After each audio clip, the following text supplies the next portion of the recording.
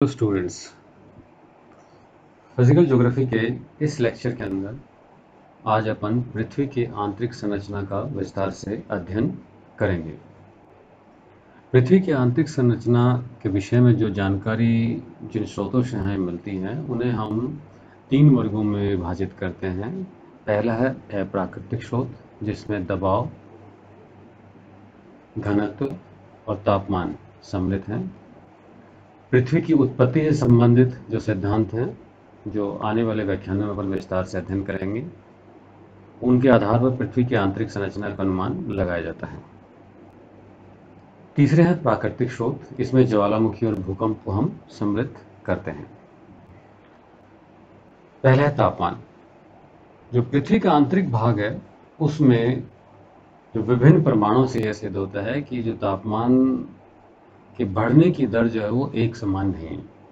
प्रारंभ में प्रत्येक 32 मीटर की गहराई पर 1 डिग्री सेल्सियस तापमान में वृद्धि होती है और इस आधार पर 10 किलोमीटर की गहराई पर तापमान 3000 डिग्री सेल्सियस होना चाहिए तथा 40 किलोमीटर की गहराई में ये तापमान 12000 डिग्री सेल्सियस होना चाहिए। तापमान की इस वृद्धि दर के अनुसार भूगर्भ के सभी पदार्थ पिघली हुई अवस्था में होने चाहिए, परंतु वास्तव में ऐसा नहीं है। चट्टानें जितनी गहराई में होंगी उनके पिघलने का तापमान बिंदु मेल्टिंग पॉइंट उतना ही ऊंचा होगा। इसका कारण है कि भूगर्भ के जो नीचे की चट्टानें हैं उन पर ऊपरी चट्टानों का दबाव पड़ता है, जिसके कारण उनका मेल्टिंग पॉइंट जो है या पिघलने का तापमान बिंदु है वो बढ़ जाता है, इंक्रीज करता है। दूसरा है दबाव। ऊपर की परतों का निचली परतों पर दबाव पड़ता है। जब पृथ्वी के केंद्र की ओर जाने पर चट्टानों का दबाव बढ़ता जाता है। धरातल से 1600 किलोमीटर की गहराई पर सर्वत्र 9.29 वर्ग डेसीमीटर पर 117 क्विंटल भार पाया जाता है। इस आधार पर गणना की जाए तो पता चलेगा कि पृथ्वी के केंद्र के पदार्थ पर 1 वर्ग फुट पर 5.5 हजार से 8.5 हजार टन का भार पड़ता है। वैज्ञानिकों का मत है कि पृथ्वी का केंद्र लोहों और निकल जैसी भारी धातुओं से बना है। तीसरा स्रोत है घनत्व, डेंसिटी। पृथ्वी के आंतरिक भाग में जो जो जाएंगे घनत्व की मात्रा में वृद्धि होती जाएगी। पृथ्वी की ऊपरी जो पपड़ी है वो कठोर चट्टानों से निर्मित है। भूपृष्ठ की अधिकांश चट्टानें अवसादी हैं। इसके नीचे आगरी चट्टानें पाई जाती हैं। संपूर्ण पृथ्वी का औसत घनत्व जो है वो 5.5 है, जबकि भूपृष्ठ की अवसादी चट्टानों का घनत्व 2.7 है। इससे निष्कर्ष निकलता है कि पृथ्वी के आंतरिक भाग का घनत्व 5.5 से अधिक होना चाहिए। अतः वैज्ञानिकों का मत है कि पृथ्वी का केंद्र कोर भारी पदार्थों से निर्मित है, जिसका घनत्व जो है वो 11 माना जाता है।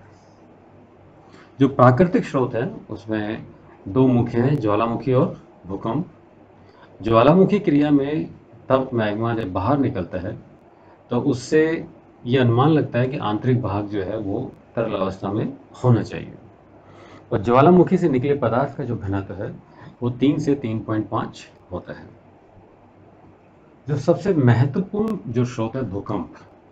भूकंपीय तरंगों के आधार पर पृथ्वी की आंतरिक संरचना का हमें सर्वाधिक ज्ञान मिलता है और भूकंपीय तरंगों का जो अध्ययन है वो सिस्मोग्राफ यंत्र के माध्यम से किया जाता है। भूकंप की जो तरंगें हैं उनकी गति के आधार पर भूगर्भ की संरचना का अध्ययन करते हैं। मोटे तौर पर हम जो भूकंपीय तरंगें हैं उनको 3 वर्गों में विभाजित करते हैं, primary waves, the secondary waves and the surface waves. जो आने वाले व्याख्यान रहेंगे जिसमें भूकंप वाले में, उसमें इनका विस्तार से अध्ययन करेंगे। उसके अंदर P star, PG, S star और एसजी आदि तरंगों का भी अध्ययन करेंगे।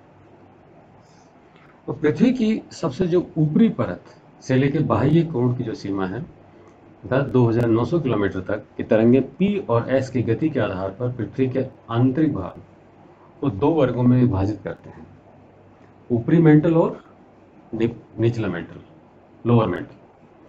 पृथ्वी की सबसे जो ऊपरी परत में पी और एस तरंगों की गति क्रम से 5.4 किलोमीटर पर सेकंड तथा 3.3 किलोमीटर पर सेकंड है, जबकि निचली परत में पी और एस तरंगों की गति क्रम से 7.8 किलोमीटर पर सेकंड और 4.35 किलोमीटर पर सेकंड है। इन दो परतों के मध्य भूगर्भीय तरंगों या भूकंपीय तरंगों में अंतर के कारण मध्यवर्ती परत का अनुमान लगाया जाता है, जो 700 किलोमीटर की गहराई पर है। पृथ्वी के बाह्य कोर में पी और एस तरंगों की गति क्रम से 13 किलोमीटर पर सेकंड एवं 9 किलोमीटर पर सेकंड होती है, जिससे यह पता चलता है कि यह सर्वाधिक घनत्व वाली चट्टानों से बना है। पृथ्वी के इनर पार्ट, आंतरिक भाग में एस तरंगें लुप्त हो जाती हैं, जिससे यह पता लगता है कि आंतरिक भाग जो है तरल अवस्था में होना चाहिए, क्योंकि एस तरंगें तरल भाग में लुप्त हो जाती हैं, आगे चलती नहीं है। परंतु पी तरंगों की गति, यह अनुमान लगाया जाता है कि यह तरल भाग लोहा और निकेल जैसी अधिक घनत्व वाली पदार्थों से निर्मित है। हाँ, जो भूकंपीय तरंगे हैं वो पृथ्वी का 104 डिग्री से और 105, कुछ किताबों में 104 मिलेगा, कहीं 105 मिलेगा, से 140 डिग्री के क्षेत्र में परावर्तित हो जाती हैं। और ये जो क्षेत्र है इसे शैडो जोन कहते हैं, दोनों तरफ ही। अर्थात पृथ्वी का आंतरिक भाग या इन तरंगों की, इसके कारण ये पता लगता है कि पृथ्वी के आंतरिक भाग की संरचना अलग अलग मिलती है। पृथ्वी की आंतरिक संरचना का जब हम विस्तार से अध्ययन करेंगे तो सबसे पहला जो अध्ययन आता है वो स्वेस महोदय का आता है। जर्मन वैज्ञानिक थे एडवर्ड स्वेस। इन्होंने अपनी पुस्तक डेस एंटस डे रेडे से जर्मन वर्ड, इसके 3 वॉल्यूम हैं और उसका प्रकाशन 1885 से 1909 के मध्य हुआ। उसमें इस पुस्तक में पृथ्वी की आंतरिक संरचना के बारे में विस्तार से वर्णन किया है। इन्होंने माना कि पृथ्वी की ऊपरी परत अवसादी चट्टानों से निर्मित है, जिस पर कम गहराई तथा घनत्व में कमी है, और पृथ्वी की आंतरिक संरचना को इन्होंने 3 वर्गों में बांटा है। डायग्राम: क्रस्ट, सियाल, सीमा और नीफे। सियाल, सीमा और नीफे, इन 3 परतों में जो धातु मिलती है उस आधार पर इनका नामांकन किया गया है, और ऊपरी भाग से आंतरिक भाग में घनत्व में भी वृद्धि हो रही है। पहली परत सियाल, जो क्रस्ट के नीचे है, ये सिलिका प्लस एल्युमिनियम 2 धातुओं की इस परत में अधिकता पाई जाती है, इसलिए इसे सियाल कहा जाता है। अच्छा, इस परत का जो घनत्व है वो 2.4 से 2.9 के मध्य में मिलता है। इसकी औसत गहराई 50 से 300 किलोमीटर मानी गई है, और इस भाग की प्रमुख चट्टानें ग्रेनाइट है। सियाल के जो नीचे की परत है उसे स्वेस ने सीमा कहा। ये भी इस परत में भी जो पाई जाने वाली धातु है उसी आधार पर सिलिका प्लस मैग्नीशियम, जो धातुओं की अधिकतम मिलती है, इसका इसीलिए इस परत को कहा गया सीमा। इसका जो घनत्व है वो 2.9 से 4.7 तक पाया जाता है। इसकी गहराई 1000 से 2000 किलोमीटर तक पाई जाती है। इस परत में बेसाल्ट आग्नेय चट्टानों की अधिकता पाई जाती है। जो आंतरिक परत है स्वेस ने उसे नीफे कहा, अर्थात इस परत में निकल तथा फेरियम लोहा धातु की अधिकता पाई जाती है, इस कारण से इसे नीफे नाम दिया गया। इस परत का घनत्व 11 है। इसका व्यास 4300 मील अर्थात 6880 किलोमीटर है। यह पृथ्वी की तीसरी तथा अंतिम परत है। इस आंतरिक इनर कोर में लोहे की उपस्थिति चुंबकीय शक्ति का आधार है। इस बाहरी कोर से पृथ्वी की स्थिरता भी प्रमाणित होती है। जो आधुनिक मत हैं, विचारधाराएं हैं पृथ्वी की आंतरिक संरचना से संबंधित, उनका जब अध्ययन करते हैं तो कुछ परतों के मध्य कुछ डिसकंटिन्यूटीज पाई जाती हैं, असंबद्धताएं पाई जाती हैं। और ये असंबद्धताएं 10 हैं, जिसमें 2 महत्वपूर्ण हैं। एक है मोहराविसिस और दूसरी है गुटनबर्ग। ये विद्वानों के नाम, इन दोनों विद्वानों के नाम पर ही इन डिसकंटिन्यूटीज का नाम रखा गया है। पहली मोहराविसिस 1909 यूगोस्लाविया के भूवैज्ञानिक मोहराविसिस महोदय ने बताया था कि 48 किलोमीटर की गहराई पर भूकंपीय तरंगों की गति में उल्लेखनीय वृद्धि हो जाती है। अतः यहाँ पर एक डिसकंटिन्यूटी पाई जाती है। दूसरा है गुटनबर्ग। 1914 में गुटनबर्ग ने अपनी खोज की तथा बताया कि 2900 किलोमीटर की गहराई पर यह पृथ्वी के मेंटल कोर को अलग करती है। इस गहराई पर एस तरंगें लुप्त हो जाती हैं, अपने अध्ययन किया, और पी तरंगों की गति में कमी आ जाती है।